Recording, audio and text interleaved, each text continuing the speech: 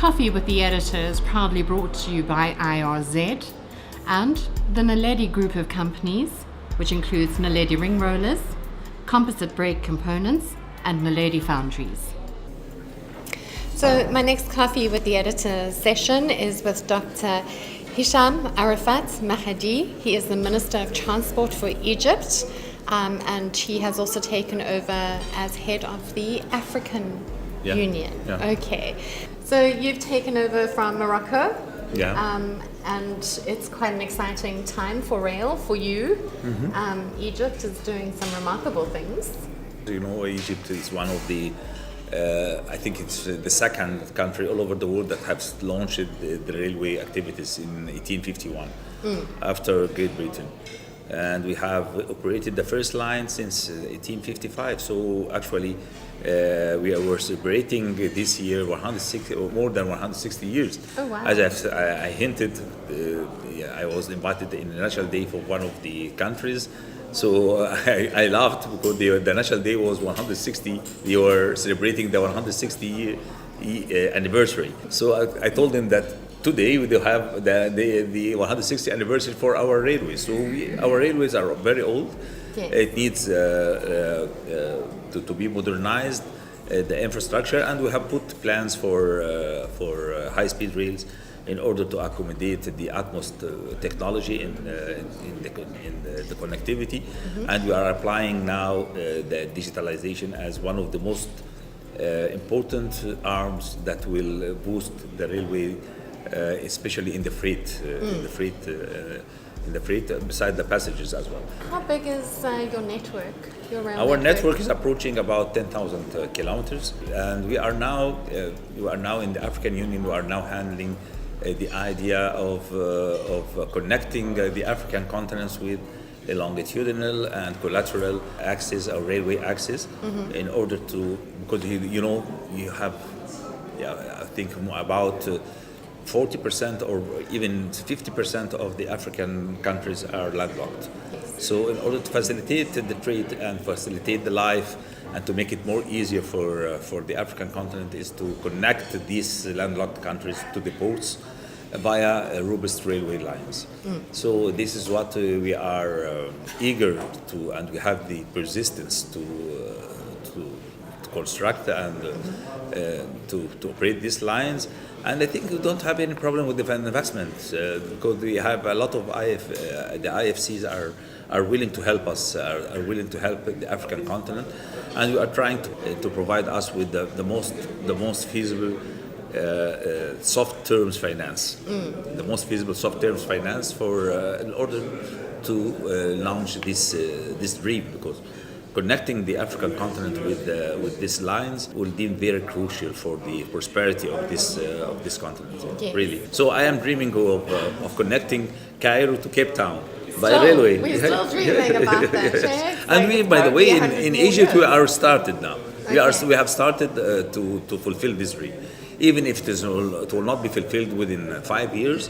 But it will, in my opinion, it will be inevitable within maximum 15 years. It will be. And the difference in gauges between the standard gauge and our Cape gauge, and connecting, We are having now this problem in connecting Sudan, for example, with Egypt, because we have the standard gauge and they have the narrow gauge, and we are recruiting now a consultant in order to study how we're going to solve this. Because engineering never can face a problem like that without solution. yes, I am a professor in engineering before I am a minister, so we used to solve a lot of problems, of technical problems. So this, for engineering, is not a problem, but the problem is in the resolution and in the strong will that we have to be provided with in order to solve all these problems. This is what I'm always hinting at. And this is the role of Egypt now at the leadership of the African Union. As you have heard, His Excellency President Sisi is dreaming of promoting the African continent, and one of the positive process in order to fulfill these dreams is the transportation sector. And His Excellency have announced this, and he declared it during the African Summit in Ethiopia 2 weeks ago, and before in Sharm el-Sheikh Summit in December 2018. It's to connect, and he requested from the IFCs at that summit, which was in Sharm el-Sheikh. We have the chairman of the African Development Bank. We have the chairman of the ABRD with the European Bank for Reconstruction and Development, and the European Investment Bank, and the Asian Investment Bank. He told them that they have to offer for the African continent the most feasible softwares in order to enable the countries of Africa to launch their dream, especially in the interconnectivity via the railways and roadways, by the way, because he is working, His Excellency President Sisi is working on both the files. Besides also because if you are speaking, for example, on providing the African continents with a robust railway line, electrified railway line, then you have to look forward for the energy that will supply this electrified line. So we are also having the strong will in order to provide the African continent with the sufficient energy, which is another file rather than transportation, but there is a strong interface between them. Absolutely. Okay. So the Egypt Rail environments, I see you've just bought some new passenger cars. I think that's with TMH or Transmash Holdings. Yes, we have signed recently a contract with the Transmash Holding Company in order to provide us with 1,300 coaches, passenger coaches, with another because we have suffered a lot from an old fleet problem. We have an old fleet problem, and we have now solved this by a series of contracts in locomotives and in repowering of old locomotives and in rehabilitating new old coaches and providing our fleet with the new recent coaches. Besides, we are working also on the freight transportation. Now we are boosting the freight transportation. We are transmitting now containers from the North Port to down to the south for more than 1,100 kilometers. So we are now we have achieved really a successful process in transmitting this kind of containers for the first time in Egypt since 1 year, and we are transferring about 2,500 TEU each month.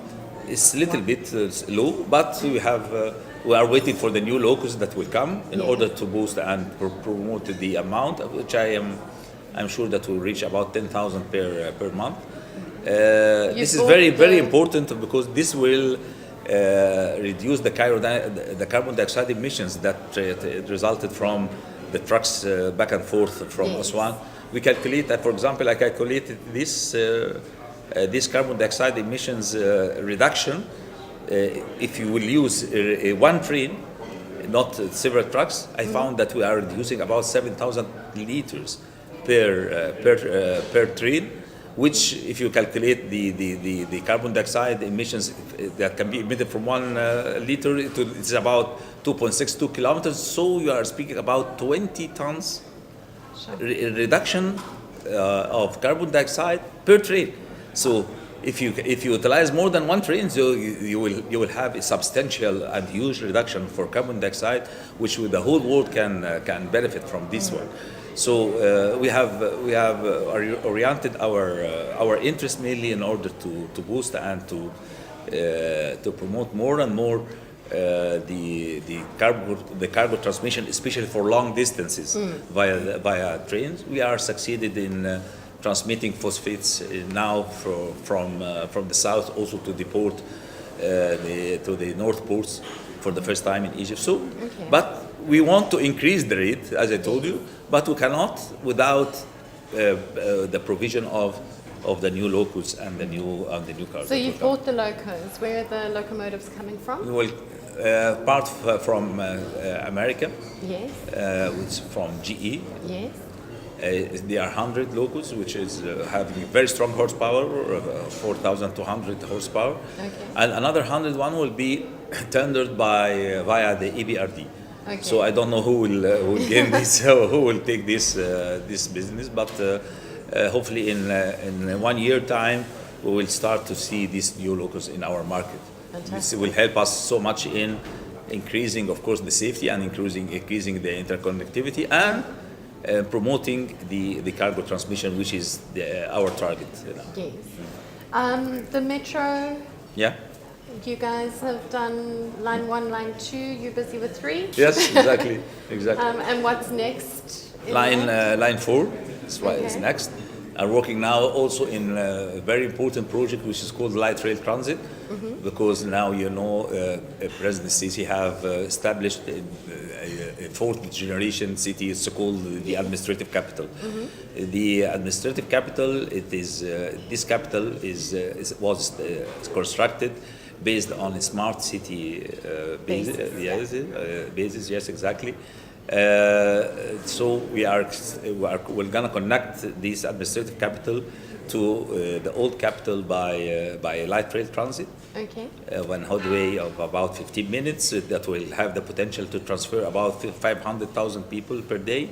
So we have already started this project. When you say started, you've already started the Yes, construction? the construction, yes, Okay. the civil structural works. Hopefully in 30 months' time we will finish it, because we have very tight schedule, because we want to finish this project with the start of the administrative capital. Okay. This is very important. Also, we're gonna connect the administrative capital also from the south via a monorail. Yes. For 55 kilometers, which is very important, and we're gonna announce the contract within 1 month time. Also, we have another project which is very important that we have announced today, which is the high-speed rail, Yes. which will be perceived as the second high-speed rail in Africa after Morocco.